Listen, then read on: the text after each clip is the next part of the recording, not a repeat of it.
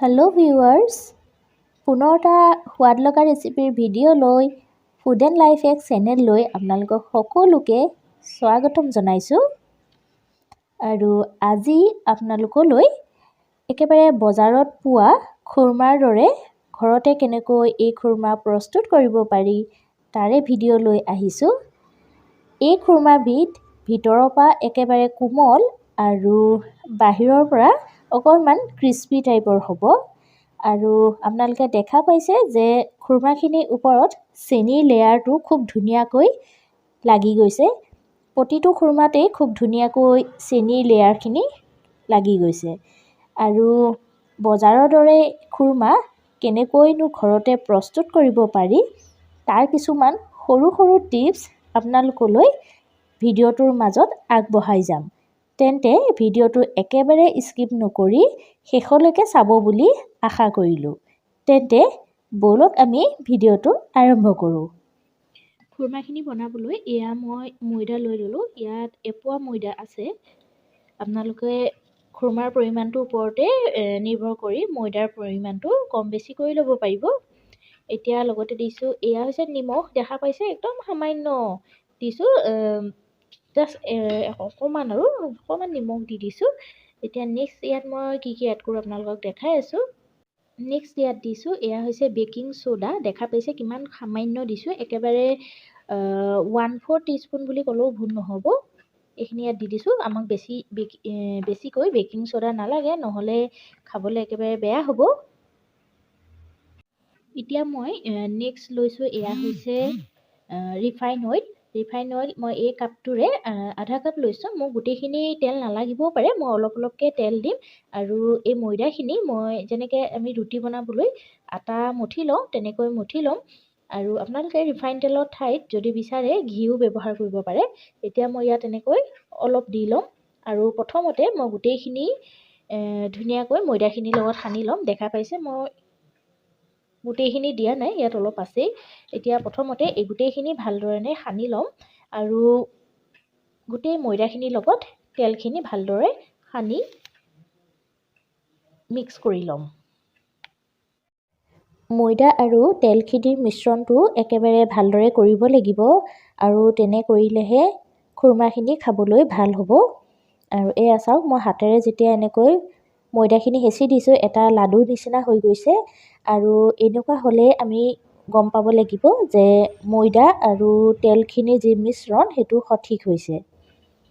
তো এয়া দেখা পালে মোৰ গোটেই যিখিনি ময়দা আছিলে, ময়দাখিনিৰ লগত তেলখিনি ভালদৰে সানি ল'লোঁ। আৰু এইখিনি দেখা পাইছে মই গোটেইখিনি তেল মোক নালাগিলে, এইখিনি অলপ থাকি গ'ল আধা কাপৰ। আৰু এতিয়া ইয়াত মই পানী মিক্স কৰি ইয়াৰ যিটো সেই ডোটো মই ৰেডি কৰি ল'ম। আমি যেনেকৈ আটা মঠিবলৈ পানী ব্যৱহাৰ কৰোঁ, অলপ অলপ পানী দি আটাটো মঠি লওঁ, সেই তেনেকৈ এই ময়দাখিনিও তেনেকৈ মঠি ল'ম। আৰু মই পানীখিনি একেবাৰে ৰুম টেম্পাৰেচাৰৰ পানী ল'ম। আপোনালোকে যদি বিচাৰে অকণমান সামান্য কুহুমীয়া গৰম পানীও ল'ব পাৰে, কিন্তু মই নৰ্মেল যি আমাৰ ৰুম টেম্পাৰেচাৰত থকা পানী, সেই পানীয়ে মই ব্যৱহাৰ কৰিম। পানীখিনি লৈ ল'লোঁ। আৰু এতিয়া ইয়াত মই অলপ অলপকৈ পানী দি যাম। আৰু ময়দাখিনি ভালদৰে মঠি ল'ম, ইয়াৰ ডোটো ৰেডি কৰি ল'ম। আমি যেনেকৈ আটা আমি মঠি লওঁ ৰুটি বনাবলৈ, ঠিক তেনেকৈয়ে ময়দাখিনিও আমি মঠি ল'ব লাগিব। মই ইয়াত ঠাণ্ডা পানীয়ে ব্যৱহাৰ কৰিছোঁ। আপোনালোকে যদি বিচাৰে কুহুমীয়া গৰম পানীও ল'ব পাৰে। আৰু এয়া মই মঠি আছোঁ।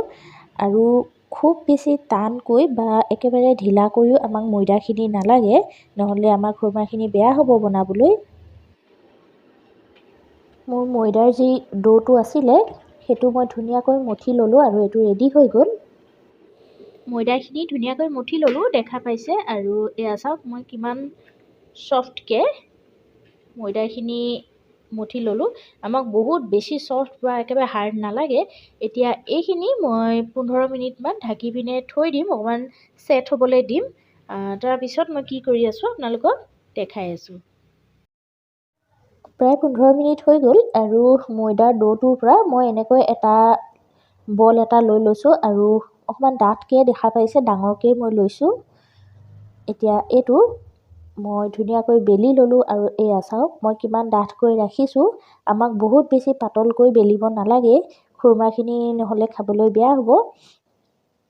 এইখন মই ডাঠকৈ বেলি লৈছোঁ, যেনেকৈ আমি পৰঠাৰ কাৰণে অকণমান ডাঠকৈ ময়দাখিনি বেলি লওঁ, ঠিক তেনেকৈ বেলি লৈছোঁ। আৰু এতিয়া এখন কটাৰীৰে এনেকৈ কাটি কাটি গোটেই ময়দাখিনি ধুনীয়াকৈ ভাগ কৰি ল'ম আৰু খুৰমাৰ শ্বেপ দি পিনে মই কাটি ল'ম। ময়দাখিনি কিন্তু ময়দাৰ লাডুটো বেলোতে খুব সাৱধান হ'ব লাগিব, কাৰণ বেছি পাতল হ'লে আমাৰ খুৰমাটো খাবলৈ বেয়া হ'ব। আৰু এয়া চাওক মই দেখাই দিছোঁ কিমান ডাঠকৈ মই খুৰমাখিনি ৰাখিছোঁ। আৰু এইখিনি মই গোটেই খুৰমাখিনি এটা বলটোৰ পৰা মই যিমানখিনি খুৰমা উলিয়াব লাগে সেইখিনি উলিয়াই ল'লোঁ পিচকেইটা। আৰু এয়া ইমানটো চাইজত মই কাটিছোঁ। আৰু এতিয়া মই নেক্সট প্ৰচেছলৈ যাওঁ। তাৰ বাবে এখন কেৰাহীত তেল গৰম কৰি ল'লোঁ। একেবাৰে ভালকৈ তেলখিনি গৰম কৰি এতিয়া গেছৰ ফ্লেমটো অকণমান মিডিয়াম কৰি দিছোঁ আৰু কেইটুকুৰামান এনেকৈয়ে খুৰমা যি মই কাটি লৈছিলোঁ সেই ময়দাৰ টুকুৰাকেইটা ইয়াত দি দিছোঁ, অলপ লৰাই দিছোঁ। আৰু এতিয়া মই বাকী যিখিনি কাটি ৰাখিছিলোঁ খুৰমাৰ বাবে সেইখিনিও তেলত দি দিম। আৰু এয়া মই গোটেইখিনি তেলত দি দিলোঁ। আৰু এতিয়া গেছৰ ফ্লেমটো ল' কৰি দিছোঁ আৰু কিছু সময় ফ্ৰাই কৰি ল'ম। খুৰমাখিনি আমি বহুত বেছিকৈ ৰঙচুৱাকৈ ফ্ৰাই কৰিব নালাগে। ইয়াৰ যেতিয়া ওপৰৰ লেয়াৰটো সামান্য ৰঙা হৈ আহিব তেতিয়াই এইখিনি নমাই দিব লাগিব, কাৰণ খুৰমাখিনি খুব বেছি ৰঙচুৱা হৈ গ'লে অকণমান টান হৈ যাব খাবলৈ আৰু তেতিয়া খাবলৈ বেয়া লাগিব।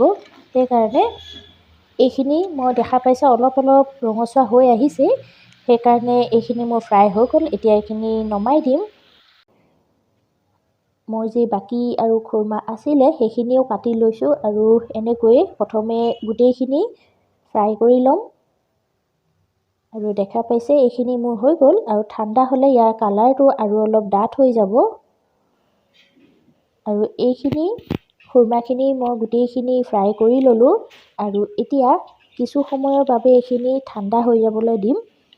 আৰু দেখা পাইছেনে খুৰমাখিনি আগতকৈ ইয়াৰ কালাৰটো অকণমান ডাঠ হৈ আহিলে। খুৰমাখিনি কিছু ঠাণ্ডা হোৱালৈকে ইয়াৰ যিটো চেনি পানী বনাব লাগিব সেইখিনি মই ৰেডি কৰি লৈছোঁ। আৰু তাৰ বাবে এই কাপটোৰে মই 2 কাপ চেনি লৈছোঁ, অৰ্থাৎ ইয়াত মই 200 গ্ৰাম জোখৰ চেনি হ'ব। আৰু এতিয়া এখন কেৰাহী এনেকৈ গৰম কৰি ল'লোঁ আৰু তাতে চেনিখিনি দি দিছোঁ।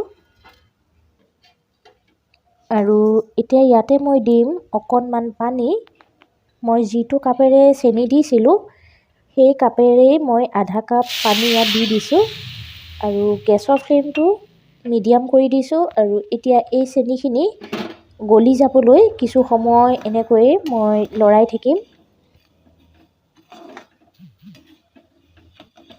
আপোনালোকে ভিডিঅ'টোত দেখুওৱা সৰু সৰু যিবিলাক টিপছ দেখুৱাইছিলোঁ সেইখিনি ফ'ল' কৰিলেহে খুৰমাখিনি খাবলৈ বজাৰৰ দৰে হ'ব। আৰু ভিডিঅ'টো একেবাৰে স্কিপ নকৰি শেষলৈকে চাব বুলি আশা কৰিলোঁ। আৰু এতিয়া এই চেনিখিনি এনেকৈয়ে লৰাই মই গলাই ল'ম গোটেই চেনিখিনি। আৰু এয়া দেখা পাইছেনে চেনিখিনি গলি গৈ আছে আৰু লগতে ইয়াৰ ওপৰত এই বাবলছবিলাক লাহে লাহে উঠি উঠি আহি আছে। আৰু কিছু সময় এইখিনি এনেকৈয়ে লৰাই যি চেনিৰ যি পানী আছে বা যি চুগাৰ চিৰাপটো আছে সেই চুগাৰ চিৰাপটো মই বনাই ল'ম। কিছু সময় আৰু ইয়াক মই বইল হ'বলৈ এনেকৈ দিব লাগিব। চেনি পানীখিনি বনাই থাকোঁতেই ইয়াতে মই এই 2টা ইলাচি ভালদৰে গুড়ি কৰি বাকলিৰ সৈতে দি দিছোঁ। আৰু চেনি পানীখিনিত ধুনীয়াকৈ মিক্স কৰি লৈছোঁ। তেতিয়া যে খুৰমাখিনি খাবলৈ খুব ভাল হয়, এটা ধুনীয়া গোন্ধ ওলায়। আপোনালোকে যদি ইলাচিকেইটা দিব নিবিচাৰে তেতিয়াহ'লে এই ষ্টেপটো স্কিপ কৰিব পাৰিব। কিছু সময় এইখিনি মই এনেকৈ পগাই ল'লোঁ আৰু আমাৰ চেনি পানীখিনি ৰেডি হৈ গ'ল। দেখা পাইছে কিমান বাবলছ ওপৰত উঠি আহিলে আৰু চেনি পানীখিনি হৈছে নাই চাবলৈ মই হাতত অকণমান চেনি যি ৰস আছিলে সেয়া লৈ লৈছোঁ আৰু আপোনালোকক দেখাই আছোঁ। আৰু এয়া চাওক সামান্য আঠা আঠা নিচিনা হৈছে, দেখা পাইছেনে? সামান্য আঠা হৈছে, অৰ্থাৎ এই চেনি পানীখিনি এতিয়া একেবাৰে সম্পূৰ্ণ পাৰফেক্ট ষ্টেজত আছে খুৰমাখিনি দিবলৈ। আৰু গেছৰ ফ্লেমটো এতিয়া মই বন্ধ কৰি দিছোঁ আৰু এই খুৰমাখিনি লাহে লাহে চেনি পানীখিনি দি যাম আৰু লৰাই থাকিম। মই খুৰমাখিনি দি ল'লোঁ প্ৰথমতে আৰু এতিয়া গেছৰ ফ্লেমটো মোৰ একেবাৰে বন্ধ আছে আৰু এনেকৈয়ে মই খুৰমাখিনি লৰাই থাকিম আৰু যাতে গোটেই খুৰমাখিনিত চেনিৰ ৰসখিনি লাগি যাওক তেনেকৈ লৰাই থাকিব লাগিব। আৰু যিমানে মই লৰাই গৈ থাকিম চেনিখিনি সিমানে ডাঠ হৈ গৈ থাকিব চেনি পানীখিনি আৰু গোটেই খুৰমাখিনিত লাগি যাব। আৰু এয়া চাওক মই লৰাই গোটেই যি চেনিখিনি আছিলে চেনিখিনি ধুনীয়াকৈ খুৰমাখিনিত ভালকৈ লগাই ল'লোঁ। গোটেই ধুনীয়াকৈ খুৰমাখিনিৰ ওপৰত লাগি গ'ল আৰু এতিয়া এইখিনি মই এনেকৈ থৈ দিম কিছু সময় ঠাণ্ডা হ'বলৈ। আৰু এয়া খুৰমাখিনি সম্পূৰ্ণকৈ ঠাণ্ডা হৈ গ'ল আৰু দেখা পাইছে গোটেই খুৰমাখিনি খুব ধুনীয়াকৈ চেনিৰ যি ৰস আছিলে সেই পানীখিনি সেইখিনি ধুনীয়াকৈ লাগি গৈছে।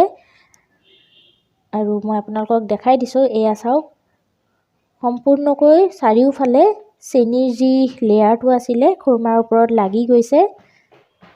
বজাৰৰ দৰে খুৰমা খুব সহজ পদ্ধতিৰে কেনেকৈ বনাব পাৰি আপোনালোকক দেখালোঁ।